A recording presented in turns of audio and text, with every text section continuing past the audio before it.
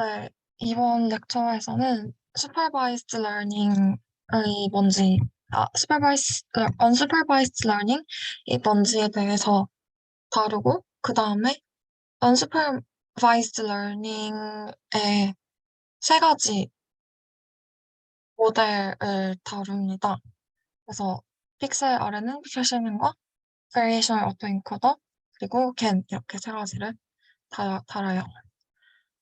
일단 unsupervised learning은 supervised learning과의 차이점이 뭐냐면 supervised learning은 트레이닝을 할 때 트레이닝 데이터에 이 트레이닝 데이터와 external label을 함께 넣어주죠. X가 데이터면 Y가 레이블. 그러니까 레이블이라는 거는 뭐 정답 같은 거잖아요. 그래서 어떤 인풋을 넣었을 때 정답을 맞추기를 정답으로 가는 그 펑션 그거를 뉴럴 네트워크가 learn 하기를 바라는 거예요. 예를 들어서 뭐 classification problem이라면 정답은 이 레이블은 어떤 클래스에 속하는지 그게 되겠고 semantic segmentation이라면 정답은 그 뭐 그 모양의 마스크가 되겠죠. 예를 들어 고양이를 디텍트하는 semantic segmentation이라면 고양이 모양 마스크 이런 게 레이블이 되겠죠.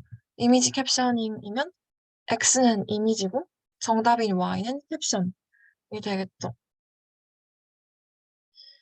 그래서 네, 여기 예시로 클래시피케이션의 경우에 정답 레이블은 캣이고 오브젝트 디텍션인 경우에 레이블은 이 바운딩 박스이고 오브젝트를 포함하는 세맨틱 세그멘테이션인 경우 이렇게 그 모양을 따른 마스크이고 이미지 캡셔닝인 경우 레이블 Y는 이런 캡션이 됩니다.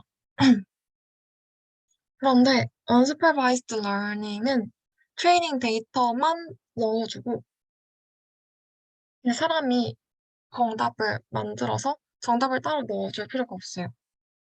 just data, no labels 이렇게 돼 있는데 그래서 그냥 데이터만 넣어서 외부의 정답을 넣지 않고 데이터만 넣어서 그 안에 있는 히든 스트럭처를 학습하는 것이 이게 목표입니다. 그래서 예를 들어서 뭐가 있냐면 K-means clustering 이런 게 있어요. K-means clustering은 어, K개로 데이터를 나누는 거 혹시 건영쌤 이거에 대해서 더 잘 아시나요?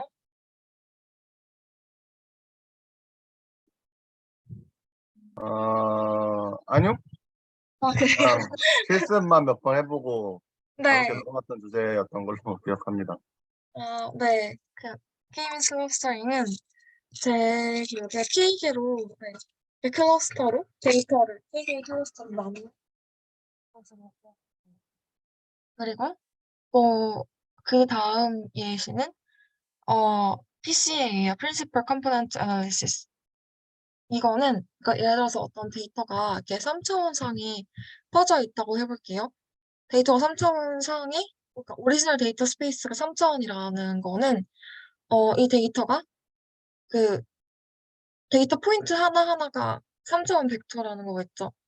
X, Y, Z인데 각 성분이 이 데이터의 뭐 어떤 특성을 나타내는 거고 근데 이 3차원 데이터를 2차원으로 프로젝션 하고 싶어요. 근데 어떤 평면에 프로젝션 하고 싶냐면 이 서로 떨어진 얘네끼리, 그러니까 다른 종류에 속하는 것들끼리 가장 멀리 떨어져 있는 그런 평면으로 프로젝션 하고 싶어요. 왜냐하면은 그런 평면이 아닌 다른 평면으로 예를 들어서 뭐 이렇게 수직인 이런 평면을 프로젝션 시키면 데이터끼리 거의 안 떨어져 있겠죠. 그러니까 지금 이 표시는 이 평면에 수직인 평면으로 프로젝션 한다고 생각해보면 데이터끼리 엄청 모여있겠죠. 그 평면에서는. 네, 그런 평면에서는 데이터 간의 구별을 할 수가 없으니까 데이터들을 가장 잘 구별할 수 있는 더 작은 차원의 로 프로젝션 하는 거를 이 dimensionality reduction 또는 principal component analysis라고 합니다. 그리고 어, 지금 이건 네. 오토인코더는 unsupervised learning의 예시예요. 여기서 뭐냐면 인코더는 지금 X를 넣으면 input X를 넣으면 features를 뽑아내요.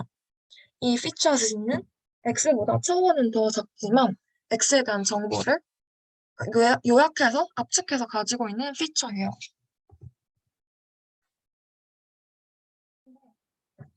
그리고 인코더의 목적은 그래서 피처를 잘 뽑아내는 거고 그 인코더가 하나의 뉴럴 네트워크고 또 다른 뉴럴 네트워크, 두 번째 뉴럴 네트워크 디코더가 있어요. 디코더의 목적은 이렇게 뽑아낸 피처를 보고 요약된 피처를 보고 오리지널 X를 리컨스트럭트를 잘 하는 게 이 디코더의 목적이에요. 그러면 이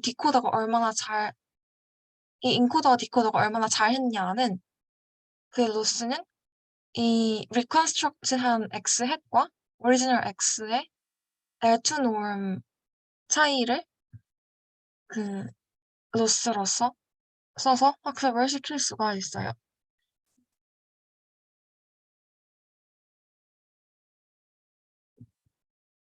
만약에 이 인코더도 완전 잘하고 디코더도 완전 잘하면 그러면 이 리컨스트럭트된 X 햇이 X와 되게 가깝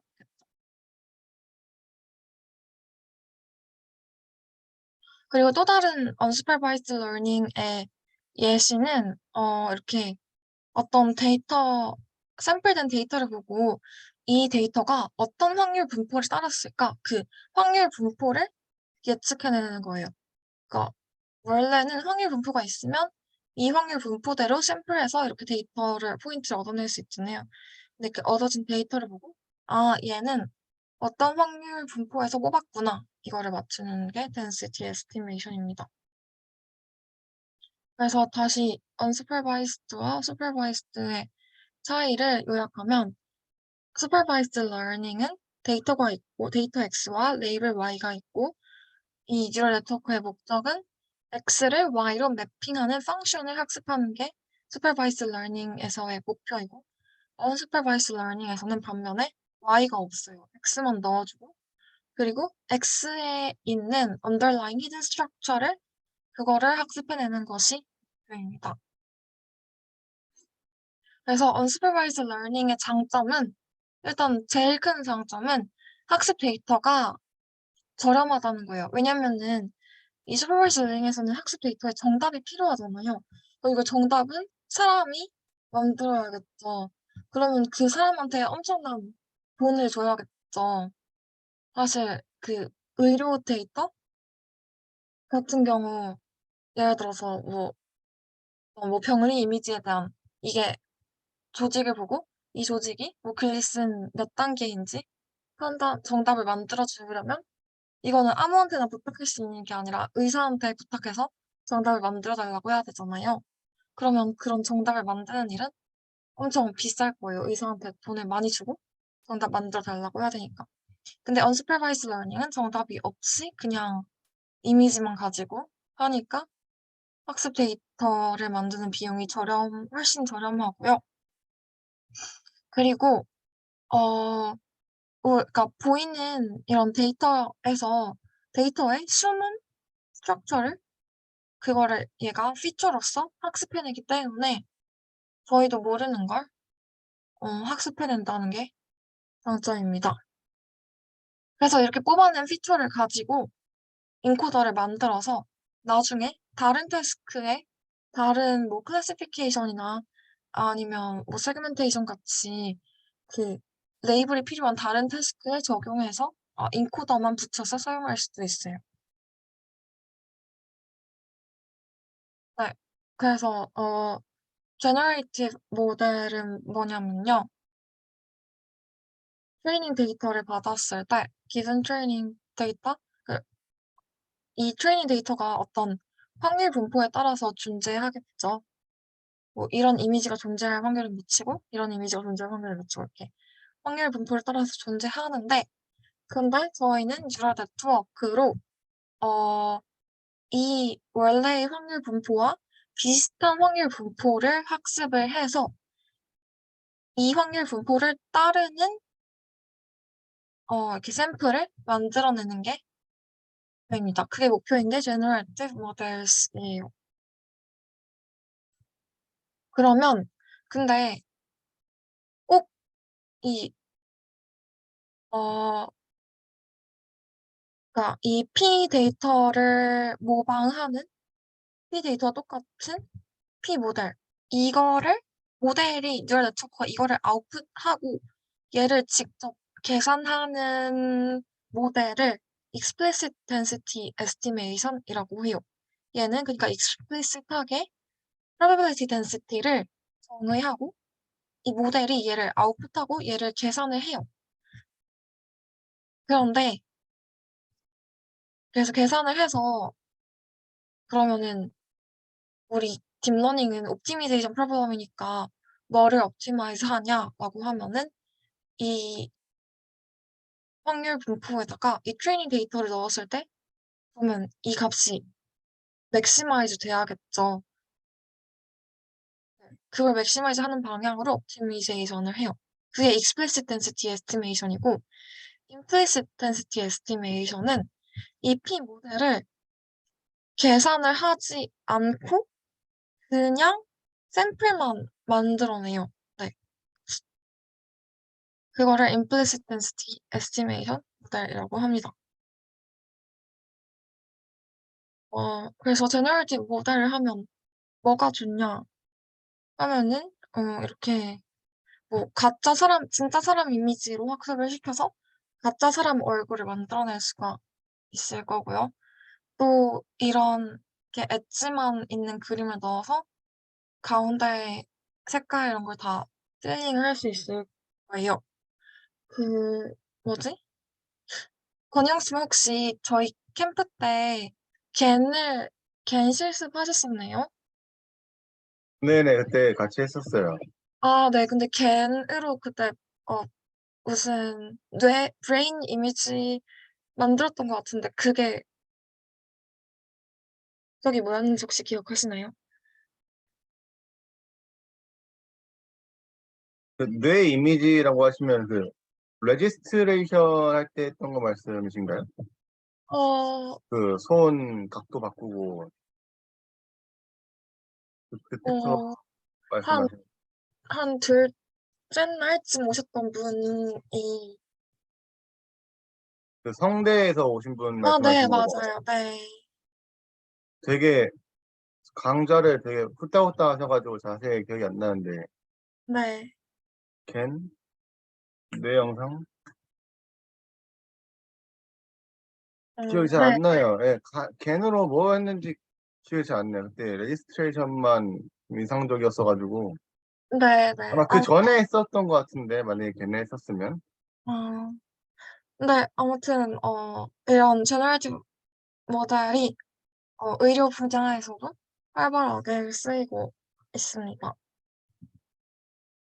네, 그래서 아까 말했던 대로 제너레이티브 모델은 density를 explicit하게 계산하는 모델과 density를 계산하지 않고 그냥 이 density를 따르는 샘플만 이렇게 아웃풋하는 모델 이렇게 크게 두 가지로 나눌 수 있고요. 그래서 implicit하게만 density를 계산하는 예시에 겐이 속합니다. 그리고 explicit하게 density를 계산하는 모델에는 저희 픽셀 RNN과 CNN 그리고 variational autoencoder 이렇게 두 가지가 속하는데요. 근데 픽셀 RNN, CNN은 density 자체, 진짜 density 자체를 계산하는 거고요. variational autoencoder는 density 자체는 아니고 density를 근사한 사실 뒤에 lower bound라고 나오는데 그러니까 density 정확하게 계산하는 건 아니고 근사로만 계산하는 게 variational autoencoder입니다.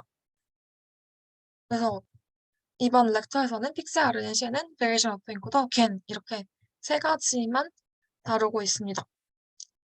그러면 픽셀 RNN, 픽셀 CNN부터 볼게요. 네, 그래서 픽셀 RNN, 픽셀 CNN에서 사용하는 density 는 모델은 그러니까 여기선 explicit하게 density를 계산한다고 했잖아요, 모델이.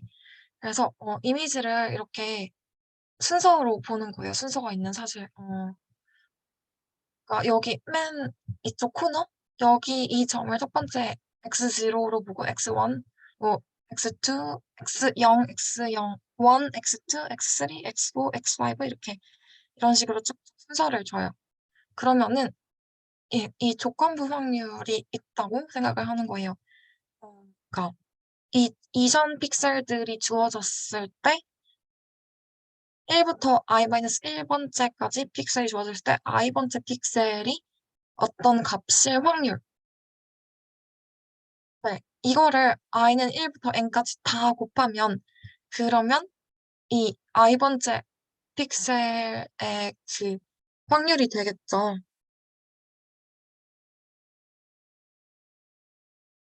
그래서 이렇게 확률을 구했을 때 여기에다가 트레이닝 데이터를 그러면 진짜 값을 집어넣으면 그러면 그 값이 최대화 되도록 학습을 시키는 거예요. 그래서 그 ordering은 이게 x1이고 x2, x3, x5, x, 네, 아무튼 이런 식으로 순서를 준다고 해요. 네, 근데 RNN이잖아요, 이름이. 그러면 저희 RNN 배웠을 때 LSTM 배웠던 거 기억하시나요? 네. 그러니까 RNN이랑 LSTM이 그게 순차적으로 이전 데이터에 의존해서 새로운 데이터를 만들어내는 거였잖아요. 여기서도 이전 픽셀들에 의존해서 새로운 아직 안 채워진 픽셀의 값을 유추해내는 것이 바로 픽셀 RNN입니다. 그래서 그럼 단점이 있겠죠. 단점은 이 제너레이션이 느리다는 거예요. 왜냐면 이유는 당연하죠. 왜냐면 하나씩 제너레이트 해야 되잖아요. 한 번에 제너레이트 할 수가 없고 아무리 뭐 GPU가 많고 막 병렬 처리할 수 있는 막 최첨단 컴퓨터가 있다고 하더라도 그래도 하나씩 하나씩 순서대로 해야 되기 때문에 그러니까 예를 들어 여기 있는 거를 지금 병렬 처리로 다른 곳에서 먼저 계산하고 있을 수가 없죠.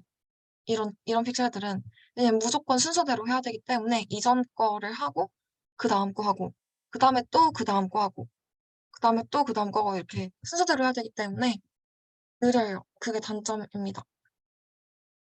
그래서 픽셀 CNN은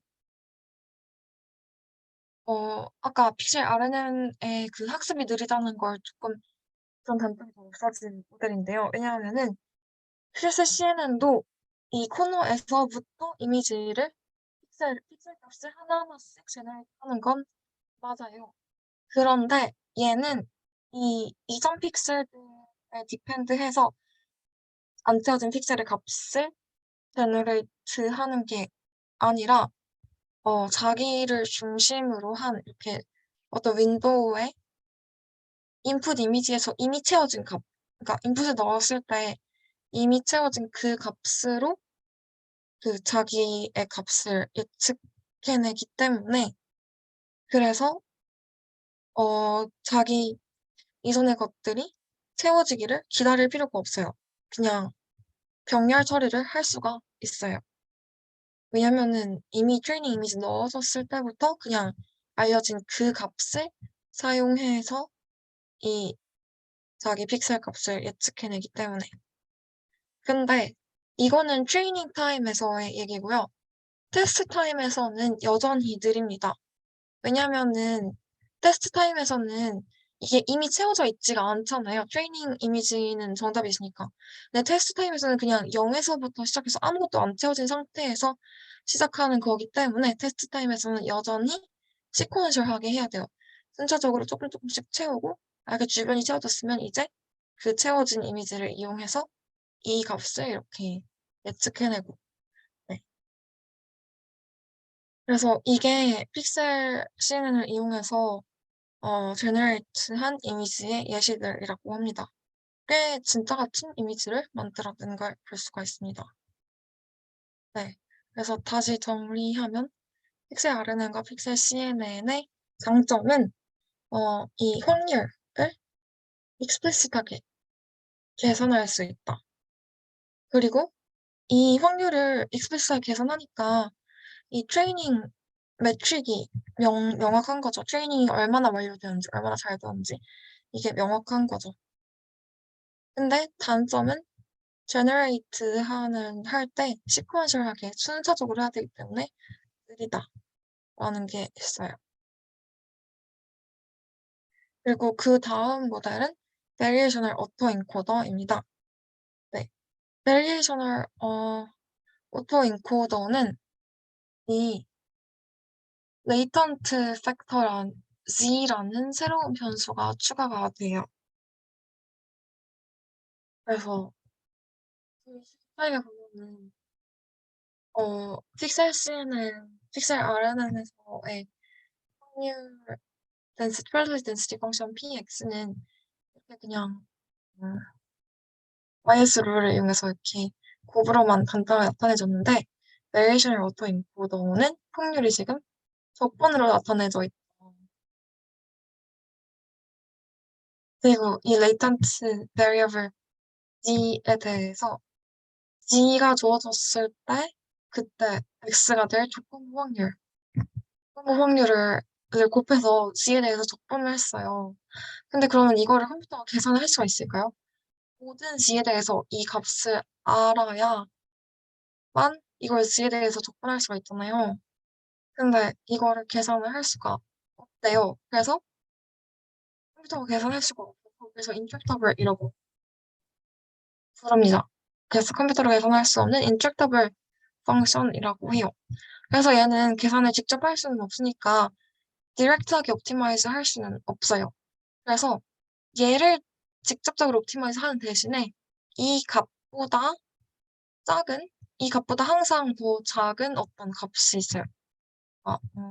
이 값보다 항상 작은 어떤 값, 이거를 뭐 lower bound라고 해요. 그러면 lower bound 이 값이 항상 lower bound보다는 큰 거잖아요. 그러면은 lower bound를 최대화해요. lower bound를 maximize 하면은 이 값은 어쨌든 항상 lower bound보다는 큰 거니까 얘도 대충 maximize 되겠죠. 그래서 lower bound를 maximize 한다. 그러면 대충 얘도 maximize 될 것이다. 이렇게 옵티마이즈를 하고 있습니다.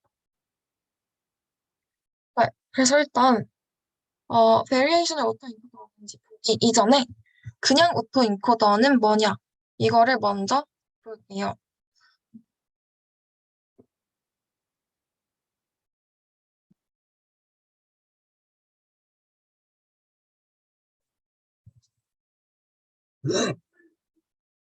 저 잠시 1분만 쉬었다가 할게요.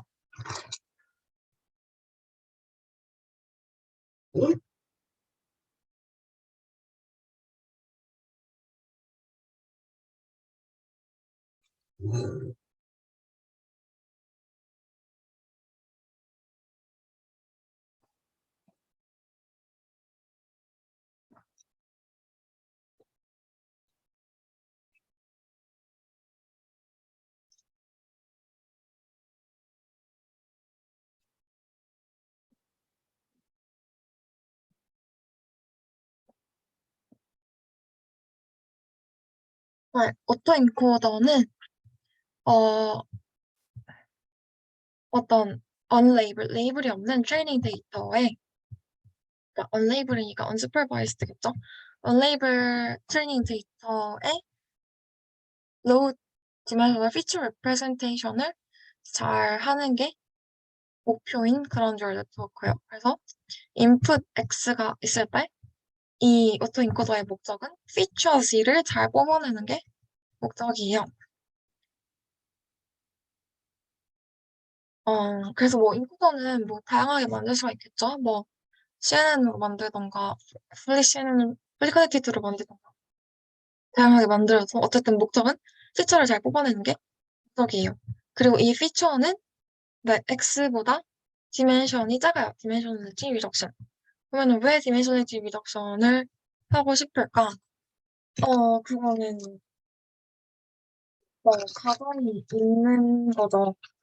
그, 그러니까 X에서 사실 X가 아무리 차원이 큰 이미지여도 그 이미지 안에 정보를 압축할 수 있을 것이다.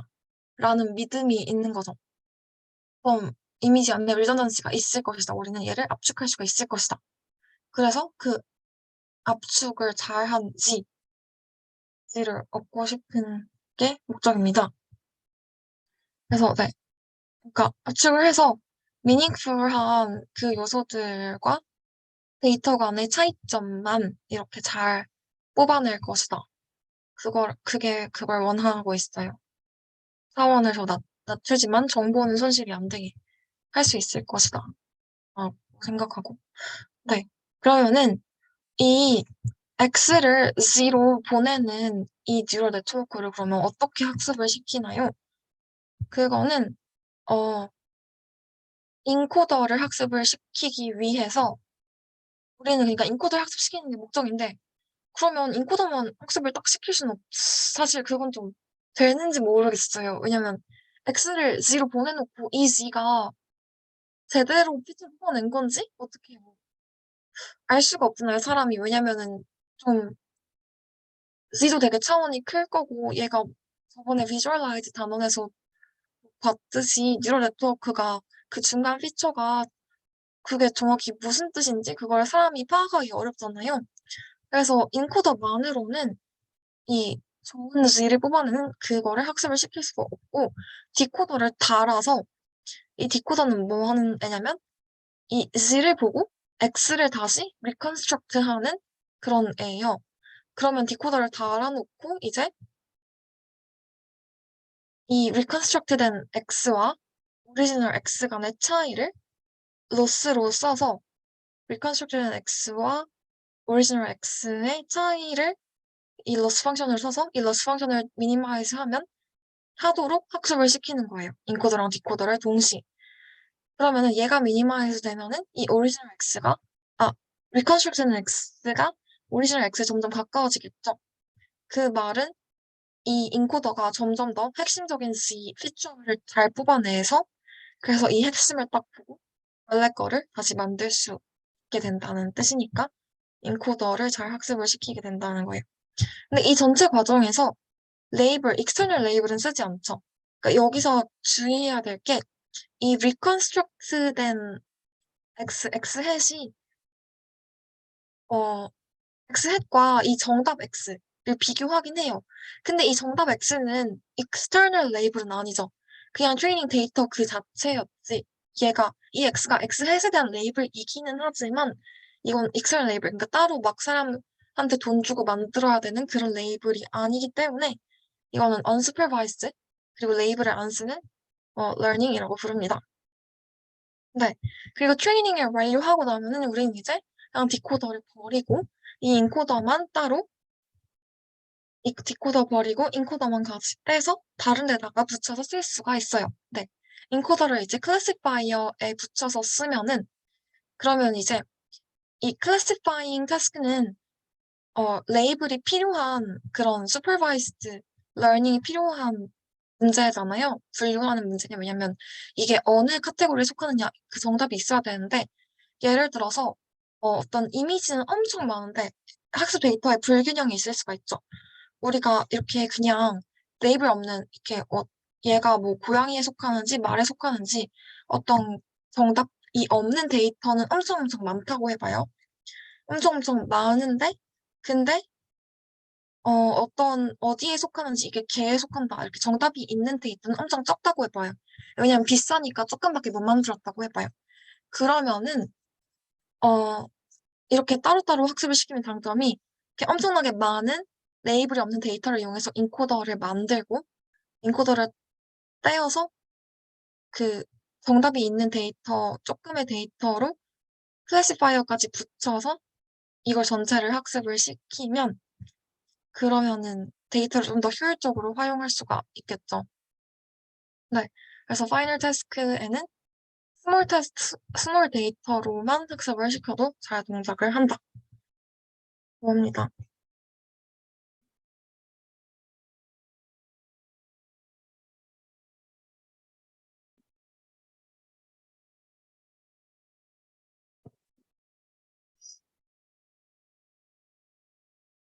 그러면, 우리가 오토 인코더 에서 뽑아낸 피처로 오리지널 이미지를 똑같이 리컨스트럭트 하는 대신에 조금 다른 뉴 이미지를 만들어낼 수도 있지 않을까? 조금 다른 뉴 이미지를 제너레이트 할 수도 있지 않을까? 네, 그럴 수 있겠죠. 그래서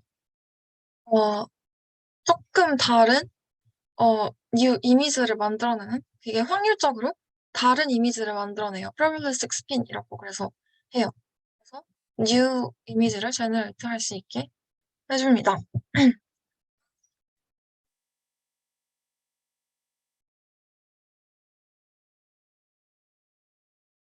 어, 예를 들어서 근데 어제 여기서 가정이 들어가요. 우리는 어떤 가정을 하냐면 트레이닝 데이터가 어떤 underlying unobserved latent representation Z에 의존하는 어떤 조건부 확률을 따라서 존재한다고 믿고 있어요.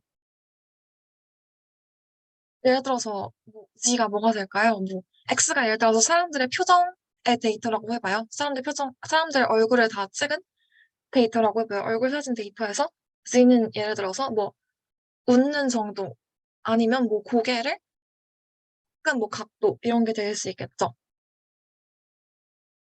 아무튼 그런 variable Z가 있고 학습 데이터는 조건부 확률을 따라서 존재한다고 이게 가정이에요. 그러면은 어 우리는 목표는 그 probability density 펑션을 맞추는 거였잖아요. 그러니까 뉴럴 네트워크를 이용해서 이 probability density 펑션을 그러니까 ground truth probability density 펑션을 맞추는 게 목표겠죠.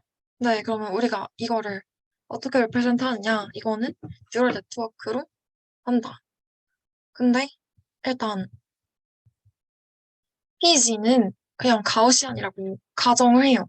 이건 사실 모르죠. 사실 이게 가우시안이라는 가정이 아까 어 진짜 그런가 하면은 이건 아무도 모르죠. 사람들의 표정이 가우시안 분포를 따를까요? 그냥 80억 명 사람들의 뭐 매 순간의 표정을 캡처해서 그거를 다 확인하지 않는 이상 이게 진리인지 아닌지는 모르죠. 근데 그냥 가우시안이라고 가정을 해요. 심플하게 하기 위해서. 네. 그래서 PEC는 가우시안일 것이다. 예를 들어서 아까 웃는 표정으로 치면은 사람들의 표정이 중앙에 어떤 제일 피크가 있고 이거를 중심으로 이렇게 표정도 이렇게 가우시안 분포를 따른다 이렇게 가정을 하는 거예요. 그 다음에 이 조건부 확률 표정이 좋아졌을 때 그 사람 이미지는 이거는 이 컨디셔널 프로버빌리티는 이거는 뉴럴 네트워크를 이용해서 학습을 시킵니다. 그러면 이거 모델 어떻게 학습시킬까요? 아까 이 식은 인젝터블 하다고 했죠. 이거는 컴퓨터가 계산을 할 수가 없어요. 인젝터블. 네. 우리가 뭔가 컴퓨터로 계산을 할 수가 있어야 걔 그레디언트 취해서 백프로페이션 시키고 그러잖아요. 근데 계산을 할 수가 없어요. 얘는 가우시안이니까 그냥 가우시안식 넣으면 돼요. 근데 문제는 이걸 못 계산한대요. 네. 그래서 이 적분 자체를 계산할 수가 없어요. 왜냐면은 이 조건부 확률을 모든 G에 대해서 계산할 수가 없기 때문에.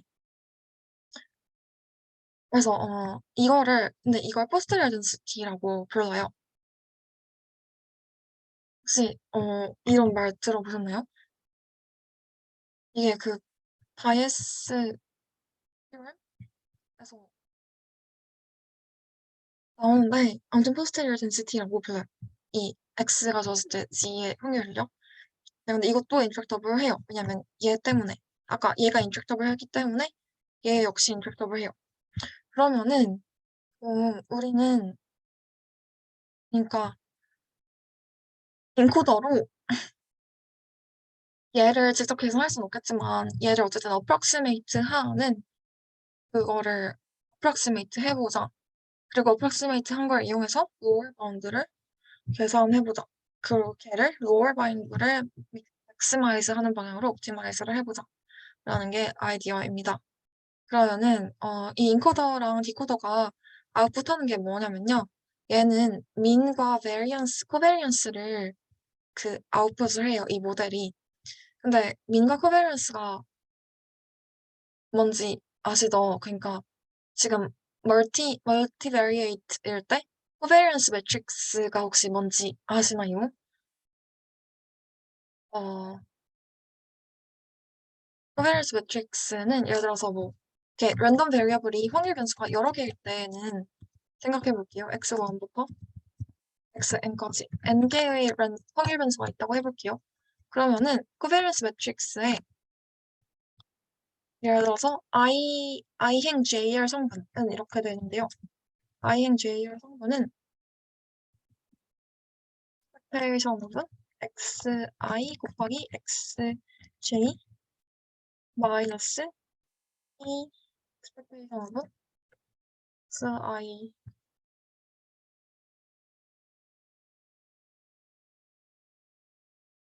이렇게 돼요.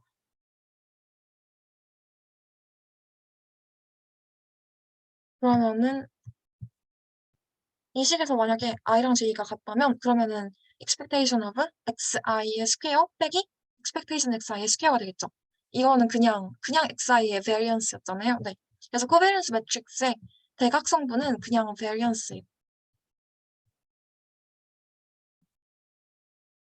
네, 대각 성분은 그냥 우리가 일변수, 확률 변수라고 했던 그 variance.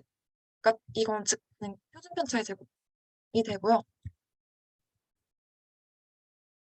표준 편차의 제곱이 되고 그리고 이 비대각 성분 있잖아요. IMJR 성분. 얘는 시그마 I, 그러니까 i번째 확률 변수의 표준 편차 곱하기 시그마 J, J번째 확률 변수의 표준 편차 곱하기 로 IJ 이렇게 되는데 로는 커릴레이션이에요. 그러니까 예를 들어서 이 로가 큰 양수다라고 하면은 그러면은 i와 j 간에 큰 양의 상관관계가 있는 것이고 이 로 ij가 뭐 음수다 이러면은 i와 확률변수 i와 확률변수 j 간에 음의 상관관계가 있는 것이고 네. 그래서 이런 정보를 나타내는 게 코베런스 매트릭스인데요. 지금 여기서 보면은 네. 그러면 민과 코베런스가 주어지면 어느 정도 확률 분포를 예측을 할 수가 있겠죠. 왜냐면은 확률 분포가 어디를 중심으로, 그러니까 민, 어디를 중심으로 코베런스 얼마만큼 퍼져 있는지, 그 어느 정도 확률 분포, probability density 펑션을 어느 정도 예측할 수가 있잖아요. 그래서 아까 픽셀 R는 CNN처럼 explicit하게 probability density 펑션을 계산하는 대신에 근사적으로 이 정도로만 probability density 펑션을 계산을 해줘요. 근데 여기서 디코더 네트워크는 다이애고널한 코베런스 매트릭스만 써요. 그러니까 이 레이턴트 팩터 Z 간에 상관관계가 없는 코베런스가 0인 서로 인디펜던트한 G들만 쓴다는 뜻입니다.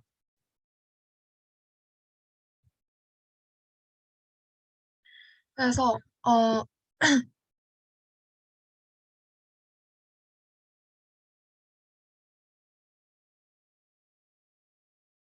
이건 다시 보라고요. 아무튼 식으로 바로 풀게요. 그러면은 여기서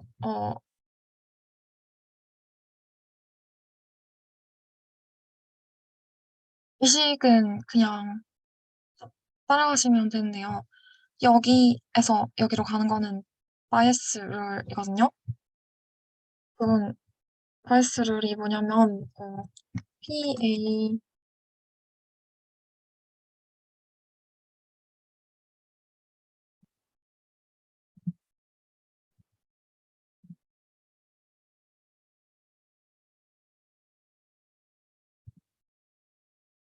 네, 이식을 아시나요? 지금 이식을 똑같이 쓴 게 이거죠. 지금 이 아래랑 로그 안에 있는 거끼리 비교할 때 아래 거랑 위에 거에 각각 분모 P, Z 바 X를 곱한다고 생각해보면 아래 박스랑 박스에 각각 분모 P, Z 바 X를 곱하면은 PX? 그러니까 px 곱하기 pg바 x가 px 바 g 곱하기 pg. 그러니까 이거 이 등식과 똑같은 등식이잖아요. 네, 그래서 위에 거랑 아래 거는 그냥 바이애스 룰 때문에 똑같은 거고 이 두 번째 거랑 세 번째 거는 그냥 분모 분자에 똑같은 수를 곱했으니까 똑같은 거고 그 다음에 이 로그를 덧셈 빼기로 나눌 수 있잖아요. 네, 그거 곱해진 것끼리 덧셈으로 분리할 수가 있잖아요. 로그는 그거로 분리한 게 이 세 번째고 그 다음에 얘는 지금 이 이거 뭐죠? 무슨 다이버전스인데 아무튼 K의 다이버전스. 네. K의 다이버전스의 정의 자체가 그냥 이런 표현을 K의 다이버전스라고 정했어요.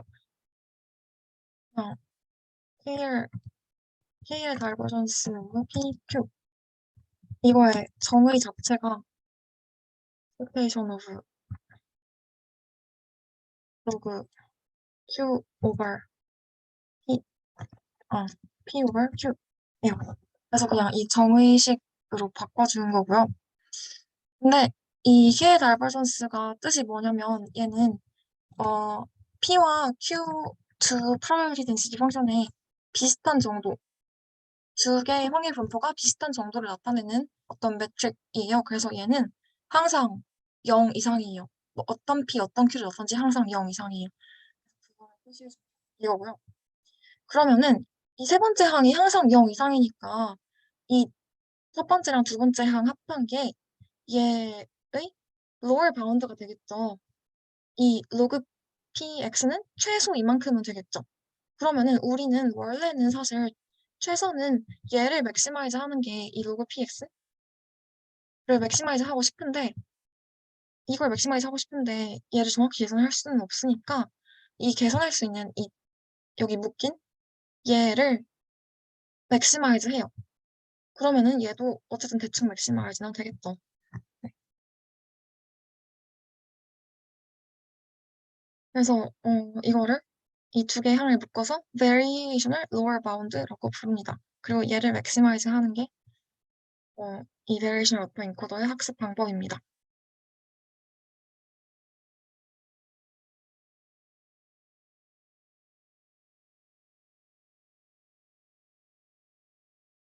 그래서 과정을 한번 볼게요. 인풋 데이터를 넣고 그러면은 인코더 네트워크는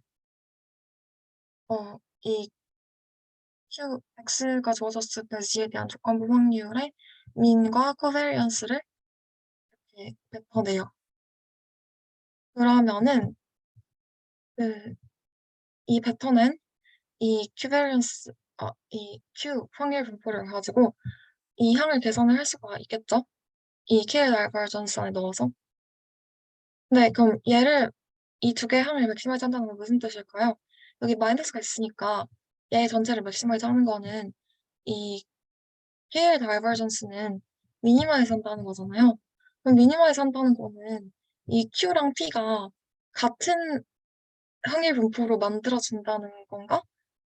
라고 생각을 했어요. 근데 뭐지? 이거를 그러면 이상하잖아요. 그래서 이건 친구한테 물어봤거든요. 아까 컴퓨터 공학과 박사과정인 친구한테 물어봤는데 이거 이거는 그냥 레귤러라이저의 역할이라고 해요. 이 둘이 당연히 절대 같은 확률 분포는 당연히 아니고 그냥 단지 regularizing term이라고 합니다. 그래서 make approximate posterior distribution close prior이라고 있는데 이게 완전히 close하게 완전히 same하게 만드는 게 목적이 아니라 그냥 regularizing 발산하지 않도록 regularizing 해주는 역할이라고 합니다. 자, 그러면 이제 그 이 확률 분포로부터 어쨌든 인코더는 확률 분포를 만들어낸다고 했죠. 그 확률 분포로부터 Z를 하나 뽑아요. 그러면 이렇게 확률적으로 샘플된 Z를 디코더에 넣어서 또 이 Z가 주어졌을 때의 확률을 계산을 해요. 디코더는. 그러면은 Z가 주어졌을 때 X에 대한 조건부 확률이 나왔으니까 그 확률로부터 또 X를 샘플을 해요. 그래서 X 햇을 얻어서 오리지널 인풋이 리컨스트럭트 될 확률을 맥시마이즈 합니다. Z가 주어졌을 때 오리지널 그 나올 확률을 말지 힘.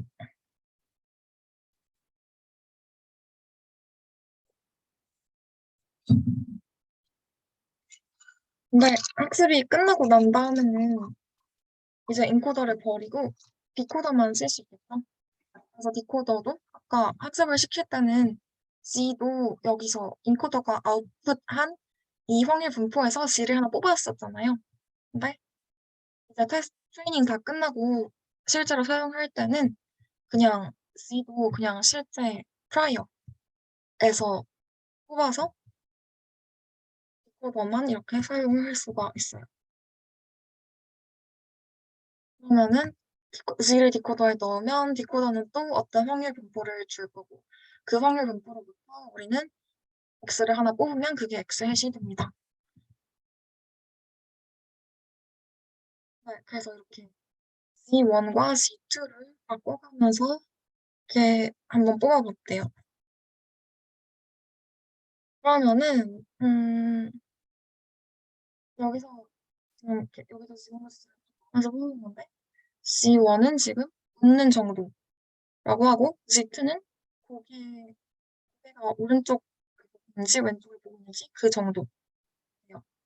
네, 연속적으로 변하는 샘플을 볼 수가 있죠. 그래서 G가 우리가 해석 가능한 그런 베리에이션을 네, 잘 인코드하고 있는 것을 볼 수가 있어요. 그러면은 네, 이거 자체로 엄청 큰 장점이죠. 우리가 사실 그냥 어떤 엄청 많은 데이터가 있을 때 이 데이터를 어떻게 이 데이터의 특성별로 어떻게 어떤 특성으로 분류를 하면 좋을까 잘 모르겠잖아요. 근데 인코더에 넣으면 그냥 인코더가 알아서 웃는 정도 이렇게 쭈르륵 분류해주고 고개를 왼쪽 보고인지 오른쪽 보고인지 그 정도에 따라서 쭈르륵 분류를 해준 거예요. 그래서 그냥 어떤 좋은 피처를 인코더가 알아서 뽑아내준 거예요. 그래서 좋은 피처 레프레젠테이션을 얻을 수 있다. 이게 어토 인코더의 장점입니다.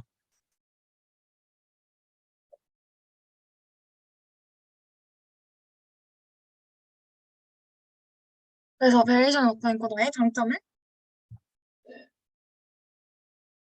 이렇게 피처를 뽑아낼 수 있다. 그럼 이 뽑아낸 피처는 다른 태스크에 또 인코더를 또 연결해서 쓰면은 다른 데에도 다 쓸 수가 있겠죠. 어덜 태스크에도 쓸 수가 있다. 근데 단점은 로월 바운드를 지금 우리가 맥시마에서 하는 거잖아요. 그러면 이건 이 픽셀 R는 픽셀 C는 만큼 다이렉트한 방법은 아니죠. 그래서 지금 다른 연구 영역은 아까 우리가 다이애고널한 코비런스 매트릭스를 아웃풋하도록 쓴다고 했는데 그냥 이 레이텐트 베리어블 간에 인디펜던트 하지 않고 여기 얘네가 좀 디펜던트 할 수도 있고 그래서 다이애고널이 아닐 수도 있고 얘네 간에 좀 스트럭처도 있을 수 있는 그렇게 한번 해보자라고 연구를 하고 있다고 합니다. 네, 마지막 세 번째 모델은 겐이에요. 겐이 지금 제일 최근에 나온 것 같아요. 그래서 어쨌든 픽셀 CNN이나 브레이션 워터 인코더나 둘 다 어쨌든 P를 직접 계산하거나 아니면 P에 대한 근사 로얼 바운드를 계산하거나 아무튼 계산을 했어요. 근데 이제 걔는 아예 그냥 이런 probability density 펑션을 아예 계산하는 걸 그냥 포기해요. 확률 분포는 그냥 계산 안 하고 그냥 그 분포에서부터 샘플 밀링만 할래. 이게 겐이에요. 그래서 아예 계산을 안 하고 얘는 그냥 샘플만 하겠다라는 거예요. 그래서 걔는 두 개의 네트워크로 이루어져 있어요. 두 개는 뭐냐면은 하나는 제너레이터고 하나는 디스크리미네이터예요. 그래서 제너레이터는 그러니까 진짜처럼 보이는 이미지를 제너레이팅하는 네트워크예요. 그리고 디스크리미네이터 네트워크는 리얼 이미지와 페이크 이미지를 구별해내는 네트워크예요. 그래서 지금 이렇게 gen A 옵티마이즈 하는 어떤 값은 바로 이게 되는데요. 지금 이 D라는 거는 distinguisher가 주는 점수인데 이 distinguisher는 진짜 이미지를 넣으면 1을 그리고 가짜 이미지를 넣으면 0을 아웃풋하고 싶어요. 0에서 1 사이. 네? 진짜를 넣으면 0, 가짜 이미지를 넣으면 0점을 주는 디스크리미네이트가 잘하면 이렇게 하도록 하고 싶어요. 그러면은 이게 여기서 맥스를 먼저 볼게요. 이 세타 D가 디스크리미네이터의 패러미터인데 그러면은 이걸 맥시마이즈 하도록 세타 D를 부른다는 거는 지금 얘가 크면 클수록 좋을 거니까 x 진짜 x를 넣었을 때는 이 D 값이 크도록 그리고 가짜 G는 지금 제너레이트된 가짜 이미지잖아요. 제너레이터에 의해 제너레이트된 가짜 이미지를 넣었을 때는 이 마이너스가 있으니까 이 D 값이 최소가 되고 그렇게 해야지 여기 이게 전체가 맥시멈이 되겠죠. 네, 그래서 진짜와 가짜를 잘 구분하도록 하는 게 이 잘 구분하도록 세타 D를 정하고 싶다 이 뜻이고요. 그리고 이 바깥에 있는 세타 G에 대한 메시지를 볼게요. 걔는 뭐냐면 세타 G는 지금 만 있죠. 그러니까 이 마이너스로 된 얘를 미니마이즈 하겠다는 건 이 마이너스 빼고 보면은 얘 뒤에 거를 맥시마이즈 하겠다는 거죠. 그 말은 이 제너레이터로 제너레이트된 이 가짜 이미지도 D에서 높은 점수를 받겠다 이거예요. 그러니까 이 제너레이터가 세타 G를 잘 정해서 이 제너레이터는 D를 속여서 제너레이트된 이미지지만 1점을 받고 싶다. 받고 싶다는 거예요. 그래서 얘를 학습을 시키는 방법은 한 몇 스텝 동안은 얘를 맥시마이즈 하는 방향으로 그레디언트였어요. 그 다음에 한 3스텝 정도는 얘를 미니마이즈 하는 방향으로 그레디언트 데스턴트를 하고 이거를 계속 반복 교대로 하는 트레이닝 방법을 사용하고 있다고 합니다. 근데 이 식을 그대로 사용하면 문제점이 뭐냐면요. 이 로그 마이너스 1 마이너스 d g z 이거 있잖아요. 얘가 지금 이거를 그래프로 그려보면 이렇게 되는데 지금 디스크리미네이터가 이 제너레이트된 이미지가 1점 가까이 받을 때 그러니까 이 제너레이트된 이미지가 거의 진짜 이미지와 거의 구분을 때 거의 만점을 받았을 때 그레디언트가 매우 가파른 걸 볼 수가 있어요. 그리고 제너레이트된 이미지가 0점 받았을 때 그러니까 엄청 못하고 있을 때는 그레디언트가 완만해요. 사실 이렇게 되면 안 좋잖아요. 우리는 못하고 있을 때, 이 제너레이터가 못하고 있을 때 그레디언트가 가파라서 빠르게 학습하기를 원하고 제너레이터가 잘하고 있을 때는 그레디언트가 완만해서 좀 이렇게 수렴하기를 원하잖아요. 근데 이건 너무 여기서는 느리게 학습되고 여기서는 불안정하게 학습되는 그런 학습이 잘 안 돼요. 그래서 아까 그 식 1-2식 대신에 이 식을 네, 쓰는 대신에 지금 1-를 빼고 그냥 플러스 얘를 맥시마이즈 해요. 그러면은 이렇게 그래프가 반대로 대칭으로 바뀌겠죠.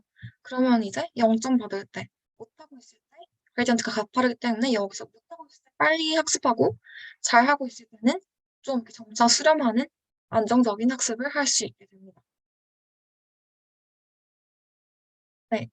그래서 그러면은 이제 결국 디스크리미네이터 파라미터로 어센트를 조금 하고 그래서 어센트 하면서 그러니까 이 식에 대해서 어센트 하면서 세타 D를 변화시키고 얘를 증가시키는 방향으로 세타 D를 조금씩 변화시키고 그 다음에 멈추고 다시 이번에는 이 식을 맥시마이즈 하는 방향으로 세타 G를 업데이트하고 그 다음에 또 이 식 맥시마이즈하게 세타 D 업데이트하고 세타 G 업데이트하고 이런 식으로 번갈아 가면서 세타 D와 세타 G를 교대로 학습을 시키는 방법을 쓰고 합니다.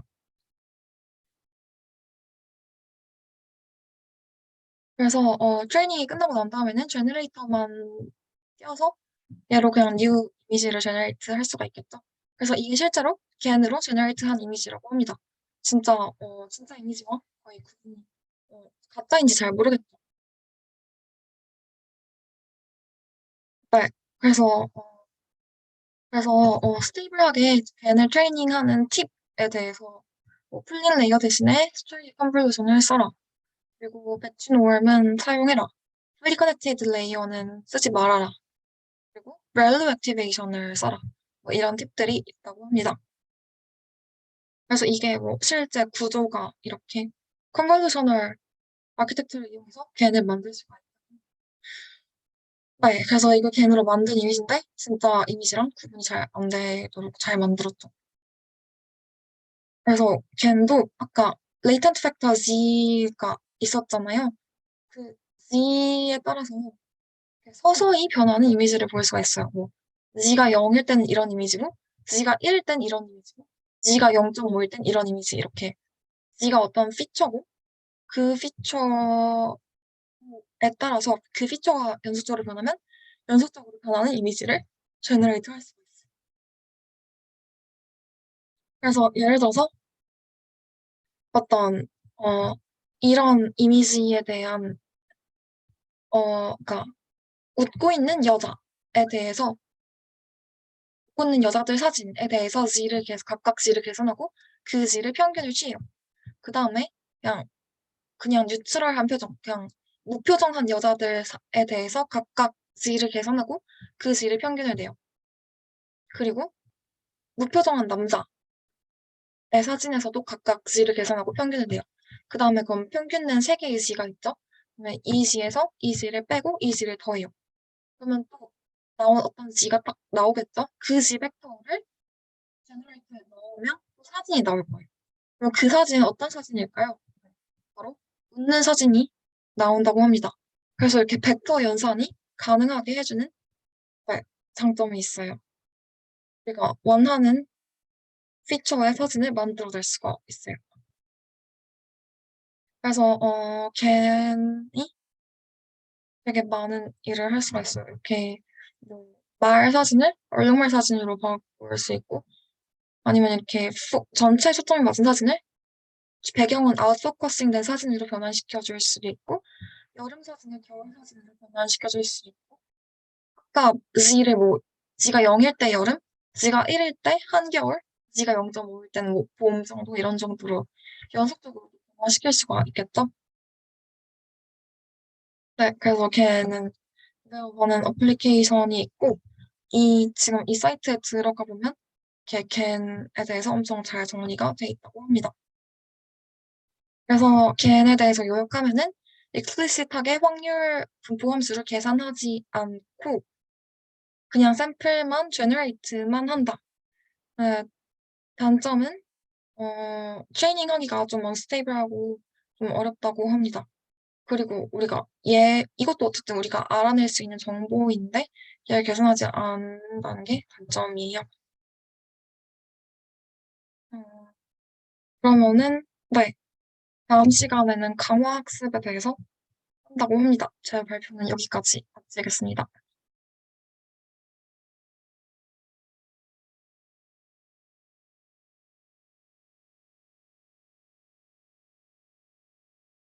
혹시 질문 있으신가요? 아니면 다른 부가 설명 있으신가요? 잘 들었습니다. 저 질문이 하나 있는데요. 네, 그 슬라이드 48 쪽에서 네. 그 트레이닝 데이터에 불균형이 있는 경우에 그 뒤 부분을 제가 이해를 잘 못해가지고 한 번만 더 설명해 주실 수 있으신가요?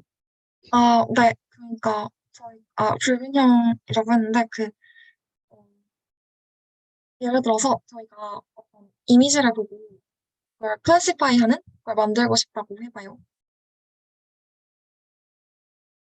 어, 클래시파이 그러니까 예를 들어서 뭐 이런 이미지 보고 얘는 차야라고 클래시파이를 하고 얘도 차야. 얘는 동물이야. 이렇게 클래시피케이션을 하고 싶다고 해봐요. 그게 우리한테 주어진 문제인데 근데 그냥 사실 정답이 없는 데이터는 그냥 아무렇게나 구할 수 있고 저렴하잖아요. 그냥 구글에 그냥 이미지 아무거나 떠오면 되니까. 정답이 없는 데이터는 너무 많죠. 그냥 구글에서 아무 데이터나 딱 뽑아오면은 그 데이터엔 정답이 없잖아요. 레이블까지 붙어 있진 않잖아요. 그냥 이미지만 있지. 네, 그래서 그렇게 저렴한 레이블이 없는 많은 데이터가 있는데, 근데 우리가 원하는 태스크, 대해서 정답이 있는 데이터는 조금밖에 없다고 해볼게요. 비싸서 조금밖에 못 구했어요. 그렇다고 했을 때 저렴한 많이 있는 데이터를 이용해서 인코더를 얘를 학습을 시키고 인코더는 언슈퍼바이스드하게 학습시킬 수 있으니까 언슈퍼바이스드 언레이블로 인코더를 먼저 학습을 시키고 그 다음에 얘를 먼저 학습을 시킨 이후에 얘에다가 클래시파이어를 연결을 해요. 우리가 원하는 태스크를 수행하는 어떤 네트워크를 연결을 해요.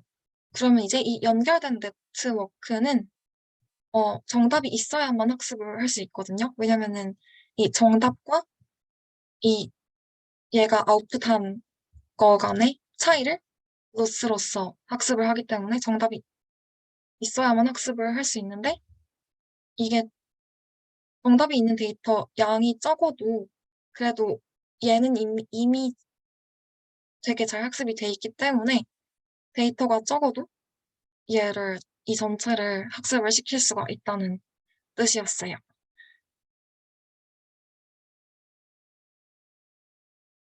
감사합니다. 네, 감사합니다. 그러니까 클래시파이어는 그냥 슈퍼바이스 러닝을 통해서 만들어진 CNN인 거인가요? 어, 네, 그니까 지금 어제 이 인코더 이 부분을 첫 번째로 정답이 없는 저렴하고 많은 양의 데이터를 이용해서 이 부분에 먼저 학습을 시키고 클래시파이어 없이 그 다음에 우리가 원하는 태스크를 수행하는 클래시파이어라던가 아니면 다른 원하는 태스크를 수행하는 다른 어떤 네트워크를 연결을 해요. 그러면 연결된 이렇게 네트워크를 이제 정답이 있는 데이터를 이용해서 둘이 동시에 학습을 시켜요. 네. 그래서 클래시파이어는 어, CNN에다가 뭐 풀리 커넥티드 레이어를 마지막에 연결한 그런 형태겠죠, 아마도. 네.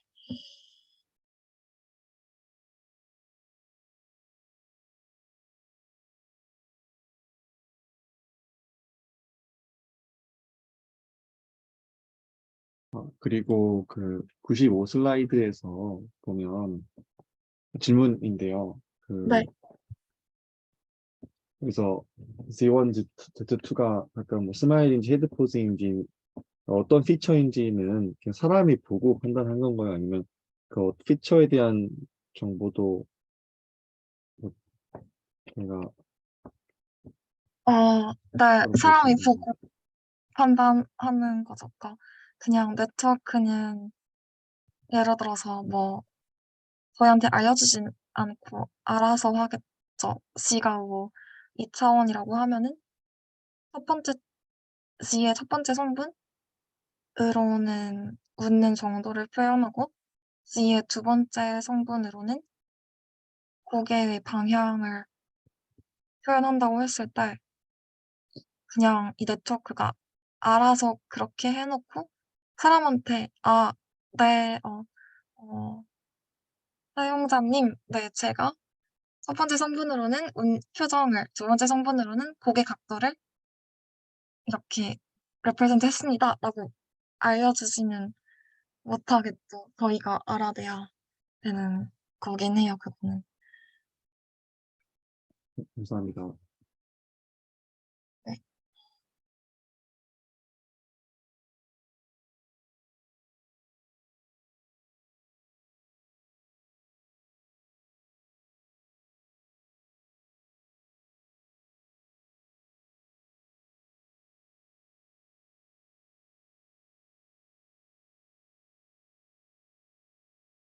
그러면 추가로 말씀하실 분 계신가요?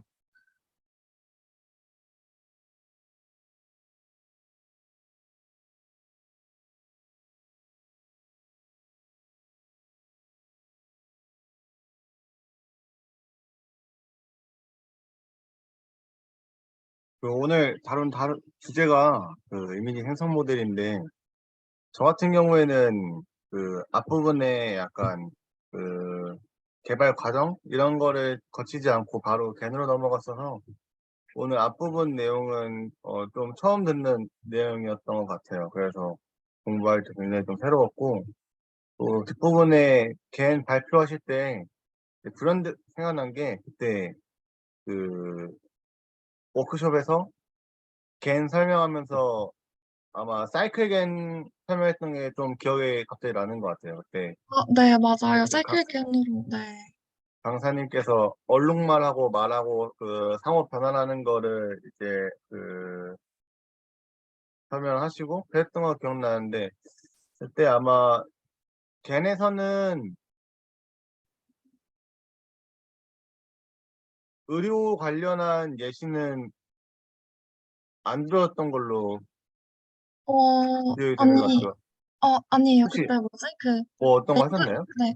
레이블이 있는 그 브레인 영상이랑 레이블이 없고, 뭐 다른 형태의 브레인 영상? 이렇게 막 그걸 뭐 사이클 겐으로 그 한쪽에서 다른 쪽에 만들어낼 수 있다? 이렇게 하셨던 것 같아요.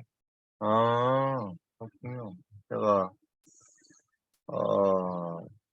또 교과서를 본 지 좀 오래돼가지고 잘 기억을 못하고 있는 것 같습니다. 아무튼 예전에 배웠던 기억이 나는 것 같아서 좋은 주제였던 것 같습니다.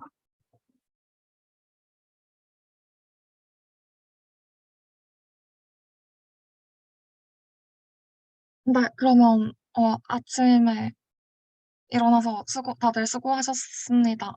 다음 주 발표하시고 싶은 분 카톡에 알려주세요.